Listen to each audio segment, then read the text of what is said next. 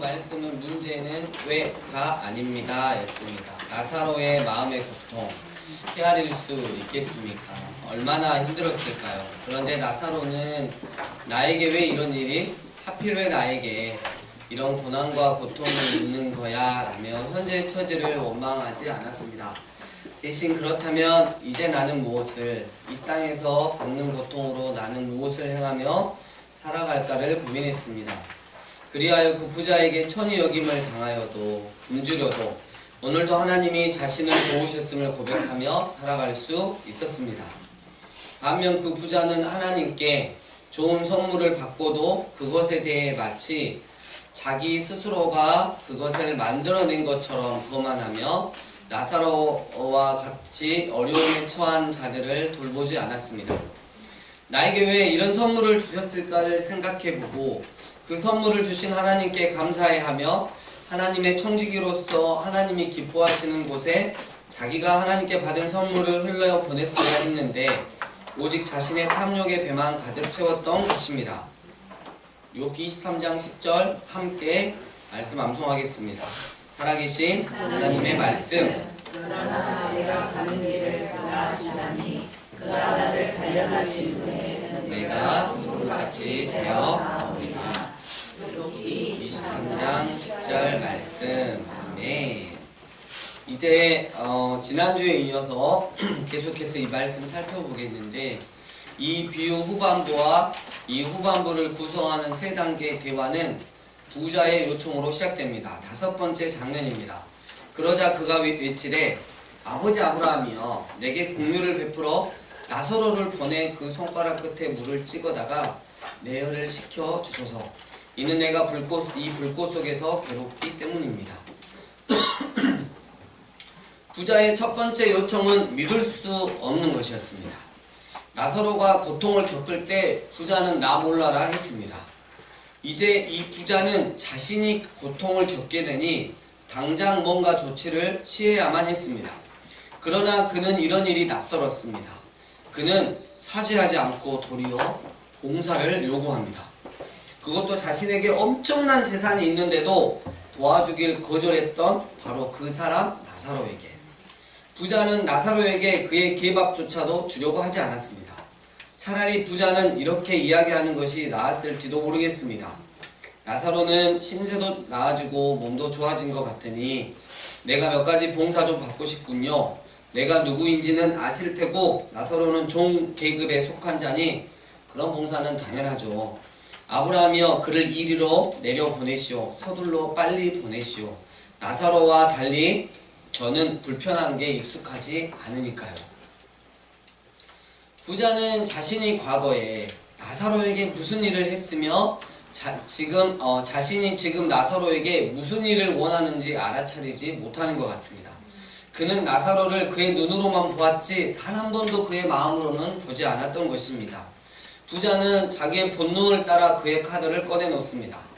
만일 그가 새로운 현실을 받아들여 자신이 어디에 있고 나사로가 어디에 있는지를 직시했더라면 적어도 자기 잘못을 인정하는 신용이라도 하고 나사로에게 사죄하여 아브라함을 기쁘게 해줄 수도 있지 않았을까요? 따지고 보면 나사로는 이미 아브라함의 기빈이 되어 있었기 때문입니다. 아브라함의 특별한 손님에게 흡족한 말을 하는 것이 이 부자에게도 이로울 것 같습니다. 그러나 부자는 사회의 계급이 적용되지 않는 세계를 상상조차도 하지 못했던 것 같습니다. 그가 할 수 있는 생각은 오로지 도움을 구하는 것. 그것도 자신이 깊은 상처를 입혔던 사람에게 도움을 구하는 것 뿐이었습니다. 이 비유를 듣는 우리는 정말 놀라 자빠질 일이라고 여깁니다. 이제는 큰 영향력을 가진 사람, 다름 아닌 아브라함 자신 옆에 기대어서 누운 나사로가 강자가 아니겠습니까? 그런데 어찌하여 이런 나사로가 또 다시 종 취급을 받고 늘 그의 고통을 외면했던 인간의 고통을 덜어달라는 요청을 들어주어야 한단 말입니까? 만약에 제가 나사로였다면 분노가 폭발하여서 이렇게 말했을 것 같습니다. 야, 이 돼지 자식아, 이렇게 시작을 해서 제가 인성이 아직 안 돼가지고 네가 내 얼굴을 알아보고 내 이름을 부를 수 있다니 어이가 없다. 너는 네 뒷문 밖에 있는 나를 보고도 내 고통을 덜어준 일은 아예 하지도 않았다. 도리어 네 개들이 내게 친절했지. 그 개들은 내 상처를 핥아주었어. 그러나 천하의 인간 쓰레기인 너는 어디 있었냐? 내가 네 도움을 필요로 할 때 어디 있었냐고. 그런데 이제 나더러 너를 섬겨달라고? 그게 말이나 되냐? 아브라함이여, 자기만 아는 이 괴물은 살점이 뼈에서 다 떨어져 나갈 때까지 지옥에서 튀겨지게 내버려 두세요. 저놈은 제 개는 챙기고 먹이더니 제겐 빵 한 쪽도 주지 않았습니다. 저놈은 지금보다 갑절은 더 고생해야 합니다.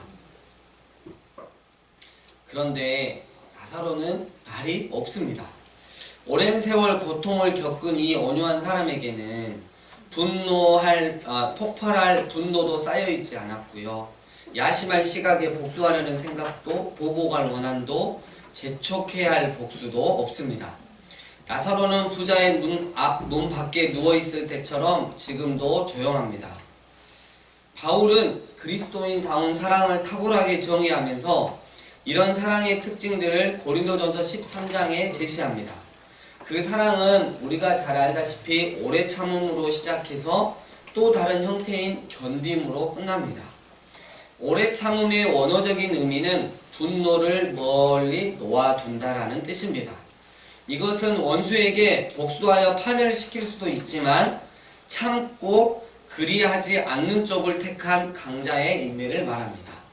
또 견딤의 원어적인 의미는 큰 스트레스나 고난을 당하면서도 버텨내려 한다는 뜻입니다. 나사로는 이 비유에서 이 두 가지 인내를 모두 보여줍니다.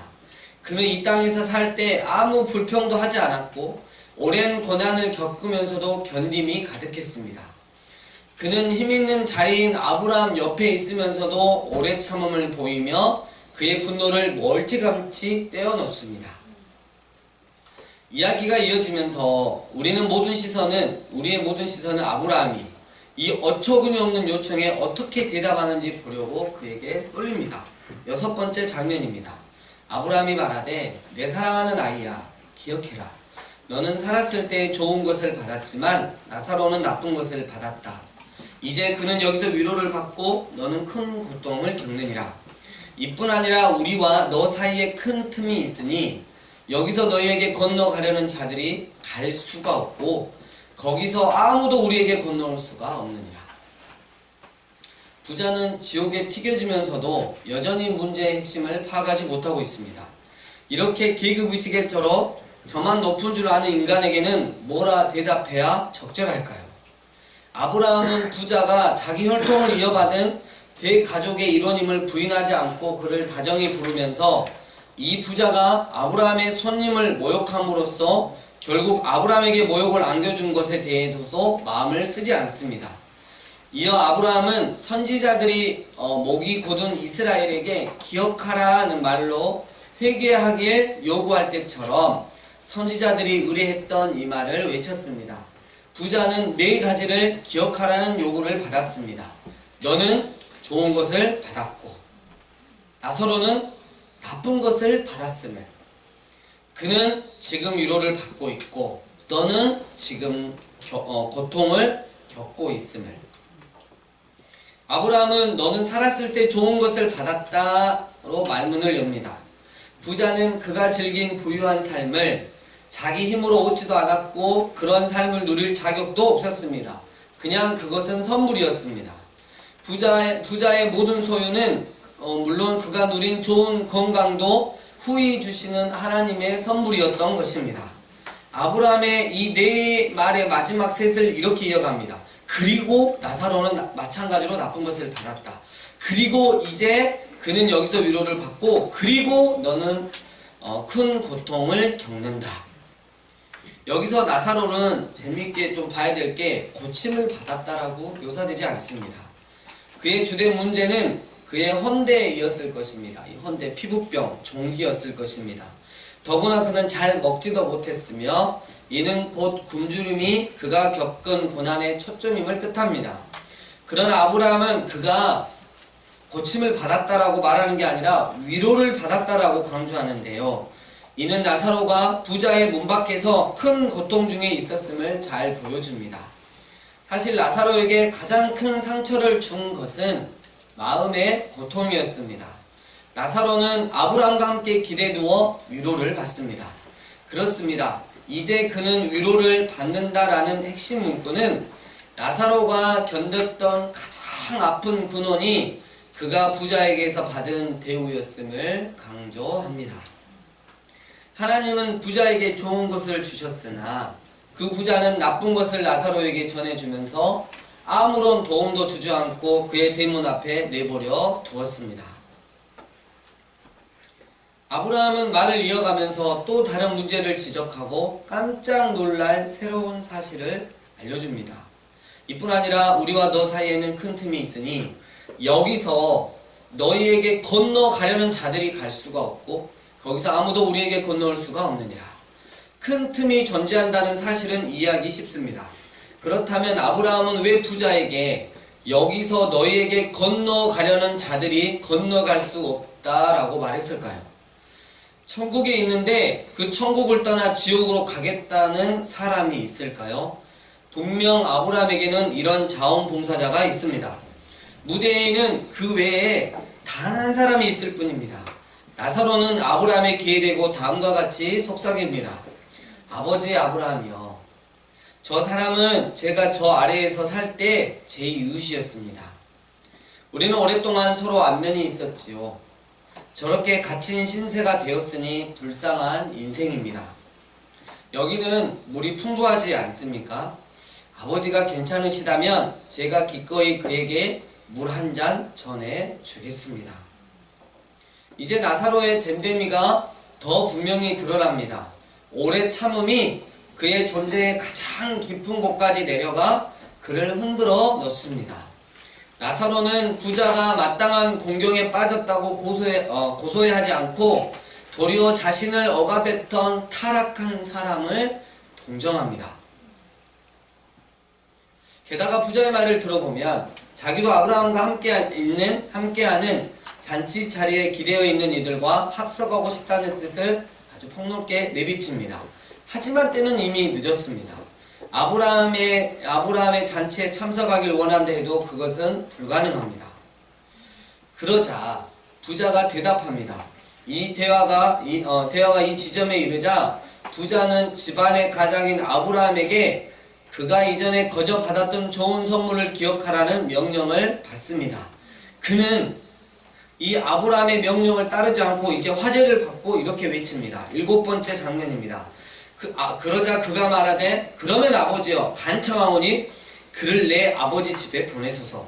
내게 5 형제가 있으니 그들에게 경고하여 그들이 이 고통스러운 곳에 오지 않게 하소서.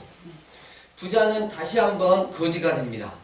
그가 자기 형제들에게 관심을 보인 것은 훌륭하지만 이 형제들도 아마 부자가 향유했던 바로 그 계급에 속했을 것입니다. 이런 세상의 구조에서 부자에게 중요한 이는 같은 계급에 속한 사람들이지 나사로와 같은 가난한 이가 결코 아니라는 것.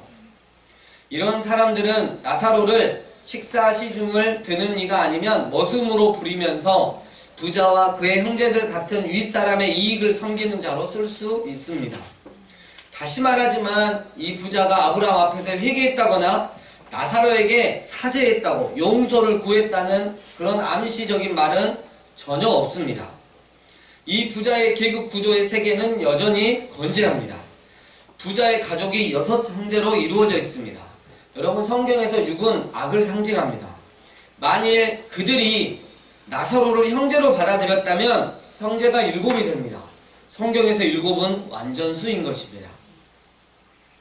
8번째 장면. 그러나 아브라함이 말하되 그들에게는 모세와 선지자들이 있으니 그들이 그들에게 듣게 하라. 예수님 당시에 글을 읽을 수 있는 사람은 전체 인구 중 약 3에서 10%에 그쳤다고 추산됩니다. 정통 유대인이라면 해당해서 율법과 선지서를 낭독하는 것을 들었을 것입니다. 그러나 그 부자는 안식일에 다른 일을 하느라 정신이 없었습니다. 그는 날마다 화려한 연회를 준비하라고 명령했습니다. 이런 이유로 그는 자기 공동체가 가진 거룩한 문서, 즉 구약 성경을 익히 알지 못했을 가능성이 큽니다. 율법과 선지서들은 가난한 사람들에게 긍휼을 베풀라고 요구했으며 부자의 형제들도 그들이 알아야 할 것을 성경에서 얼마든지 배울 수 있을 것입니다. 게다가 이 듣다의 원어적인 의미는 새겨 듣고 순종하다라는 뜻입니다. 매일 올리는 기도는 들으라 이스라엘아, 쉐마 이스라엘로 시작했습니다. 만일 부자의 형제들이 예배하면서 낭독되는 율법과 선지서들을 들으려 했다면 그들은 자기 삶을 바꿀 충분한 정보를 얻었을 것입니다. 아브라함은 부자의 이 요청도 거부합니다. 그러나 거부당하는 것에 익숙하지 않는 부자는 한 번 더 시도합니다. 9번째 장면, 그가 말하되 그렇지 않습니다. 아버지 아브라함이여, 만일 죽은 자 가운데서 누군가가 그들에게 가면 그들이 회개할 것입니다. 부자는 반대 의견을 제시하면서 아랫사람을 대하듯 아브라함을 바로 잡으려 합니다. 실제로 그는 아브라함에게 아니요, 당신이 틀렸습니다 라고 말하는 것입니다. 정말 깜짝 놀랄 일입니다. 더구나 이 이야기를 보면 부자는 지금 자신은 지옥에 있고 나사로는 천국에 있음을 볼 수 있습니다. 그렇다면 적어도 그 부자는 자신의 삶을 돌이켜보고 나사로에게는 정말 미안했어야 했습니다. 그러나 부자는 나사로에게 봉사, 말하자면 웨이터나 머슴 노릇을 하라고 요구하기 시작했습니다. 부자가 무엇을 원하든 나사로더러 즉시 순종하라는 것이었습니다. 자신은 하나님의 말씀에 절대 순종하지 않으면서 말입니다. 부자는 자신도 손님으로 참석한 잔치 자리에서 아브라함 품에 기대어 누운 나사로를 본 것이 아니었어요. 부자는 지옥에서 튀겨지는 동안에 나사로가 아브라함 옆에서 잔치를 즐기는 모습을 보았습니다. 그런데도 그의 태도는 전혀 바뀌지 않았습니다. 지옥불도 이 부자를 바꿔놓지 못하는데 그 형제들에게 환상을 보여주거나 직접 찾아간다고 해서 그들이 바뀌리라고 과연 소망할 수 있을까요? 아브라함은 이제 매서운 말로 이 대화를 단호하게 끝내버립니다. 10번째 장면입니다. 그러자 그가 그에게 말하되 그들이 모세와 선지자들의 말을 듣지 않으면 어떤 이가 죽은 자 가운데서 살아나도 그들이 확신치 않으리라. 예수님 당시에 대제사장, 권력과 돈에 아주 찌들은 대제사장이 있었어요. 근데 이 대제사장이 예수님이 마리아와 마르다의 오라버니 나사로라 불리는 또 다른 사람을 죽은 자 가운데서 4일 만에 일으켰다는 분명한 증거를 가지고 있었습니다. 그런데도 그 대제사장은 누구보다도 구약 성경에 정통한 그 대제사장은 회개하지 않았습니다. 오히려 그 사건 소식은 예수님을 반대하려는 제사장의 결심을 굳게 해 주었고 결국 예수님을 십자가에 못 박아 죽이는데 일조를 하게 되었던 것입니다. 이 비유에는 여러분 정말 당황스러울 정도로 여러 신학 내용이 풍부하게 들어있습니다. 이 비유의 주된 초점은 역할 전환이 아니라 우리가 삶에 다가온 은혜와 고통에 대해서 어떻게 반응해야 하는가라는 문제입니다. 나사로, 하나님이 도우시는 자, 이 히브리어로 하면 엘르아살입니다. 이 엘르아살은 누구입니까? 나사로가 이 세상에서의 고난에 보인 반응과 영원한 세상에서 은연중에 부자를 용서한 것을 볼 때 하나님은 분명 그와 함께 하셨고 그를 줄곧 도와주셨습니다. 이런 반응은 정말 하나님이 도와주셔야만 가능합니다. 그는 진정한 엘리야살이었습니다. 부자는 살아가는 동안 하나님의 도움을 거부했습니다. 그에게는 돈이 있었고 자기를 홀로 처리했습니다. 지옥에서 부자는 하나님이 도우시는 자가 되게 해달라고 간청하지만 때는 이미 늦었습니다. 다음으로 죽은 뒤에 회개. 삶이 지난 뒤에는 회개할 기회가 없습니다. 하나님이 가까이 계실 때 그분을 불러야 합니다. 지금만이 하나님이 받아주실 수 있는 때인 것입니다. 그릇된 공식. 부는 하나님이 주신 복이라는 공식과 이와 관련된 고난을 당하는 자는 죄를 지은 자라는 공식은 모두 철저히 거부해야 합니다. 이 이야기는 하나님이 복 주시지 않은 오만한 부자와 개와 사람과 천사와 아브라함에게 사랑과 섬김과 존중을 받는 겸손한 병자를 묘사합니다. 사람을 부패시킬 수 있는 부. 성경은 좁고 많음에 상관없이 부를 정죄하지 않습니다. 성경이 비판하는 것은 모든 재물이 하나님의 소유임을 알지 못하는 것입니다. 우리는 단지 그분의 재물을 관리하는 청지기일 뿐입니다.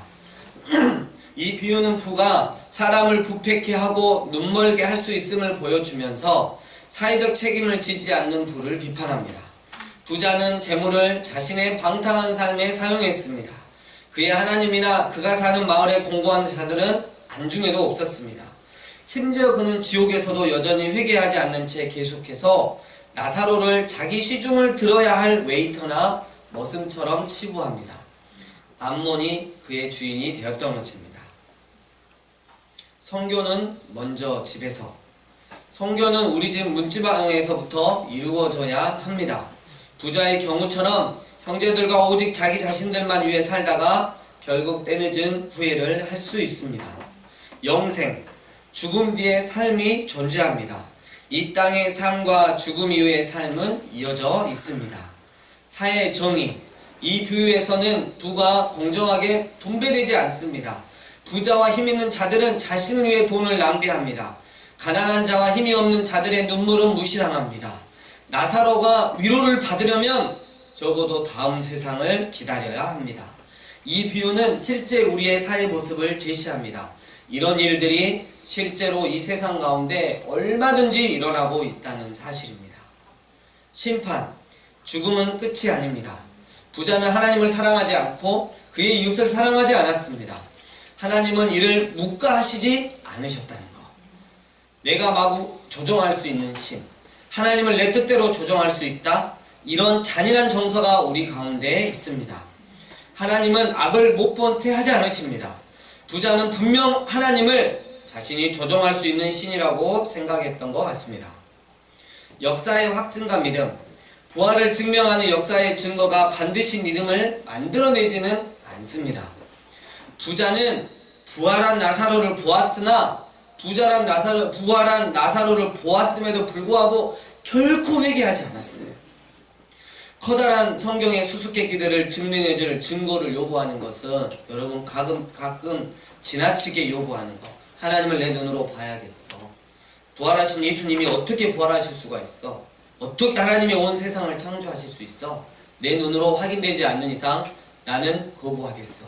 여러분, 이렇게 증거를 요구하는 것은 우리의 믿음을 하나님께서 단 하나 요구하시는 믿음을 너무나 값싼 것으로 만드는 것입니다. 이 비유 전체에서 흐르는 나사로의 침묵은 아주 인상 깊습니다. 그는 하나님이 이 세상에서 부를 분배하시는 것이나 부자가 그 재물을 남용하는 것에 대해서 불평하지 않았습니다. 음부에서는 자신과 부자의 관계가 바뀌었지만 나사로는 이것도 기뻐하지 않았습니다. 또 보통의 장소에서 자기 시중을 들어달라거나 그를 대신한 사자를 이 세상에 보내달라는 요청을 부자에게 받았을 때도 항의하지 않았습니다. 그는 진정 나사로, 하나님이 도우시는 자였습니다. 말씀을 정리합니다. 돈을 좋아하는 관계로 이 세상이 다일 것이다 라고 자기 확신을 하며 당신을 비웃고 경멸하는 자에게 예수님께서는 부자와 나사로 이야기를 해주시면서 결코 이 세상이 끝이 아니라는, 이 세상의 죽음이 끝이 아니라는, 이 세상의 끝은 곧 영원한 세상을 알리는 시작이라는 것을 말씀하셨습니다. 절대 거짓말을 하지 않으시는 진리 자체이신 예수님이 말씀하신 것이니 우리는 이 말씀을 진지하고 엄중하게 받아야 할 것입니다. 이 세상이 전부인 양 살았던 그 부자는 죽자 지옥으로 떨어졌습니다. 그리고 불 가운데 있었습니다. 때문에 그는 너무 고통스러워하며 괴로워했습니다. 반면 자신의 고통과 처지에 상관없이 하나님을 신뢰했고 온유한 마음으로 이 세상 가운데 살았던 나사로는 죽자 천국으로 올려져 갔습니다. 그리고 아브라함 품에 기대어 위로를 받았습니다. 그 부자, 지옥에서 고통 중에 눈을 들어 천국에 있는 나사로를 보며 지난날의 삶을 반성하고 나사로에게도 용서를 구해야 하건만 오히려 나사로에게 자신이 있는 지옥으로 물 좀 가져다 달라고 아주 당연한 듯이 요구합니다. 또 나사로를 아직 죽지 않고 살고 있는 자신의 5 형제한테 보내달라고도 요구합니다. 이에 아브라함은 율법과 선지서들, 즉 살아계신 하나님의 말씀이 그들 가운데 있으니 그것으로 충분하다 말하는데 그것을 이겨먹습니다. 아브라함, 당신이 틀렸습니다. 내 생각대로 해주십시오. 여러분, 그러니까 그 부자는 지옥에 있을 수밖에 없는 것입니다. 지옥은 그 뜨거운 불구덩이 속에서도 회개하지 않고 믿음의 사람들의 말이 틀렸고 오직 자기 자신만 맞았다고 우기는 자들이 가는 곳이 바로 지옥입니다. 이 세상에서 견딤으로 살아온 나사로가 오래 참음의 사랑으로 반응합니다. 아버지 아브라함이여, 저 부자 너무 불쌍합니다. 그래도 제 이웃이었습니다. 괜찮으시다면 제가 물을 좀 갖다 주고 싶은데요. 여러분, 그러니까 나사로는 천국에 있을 수밖에 없는 거예요.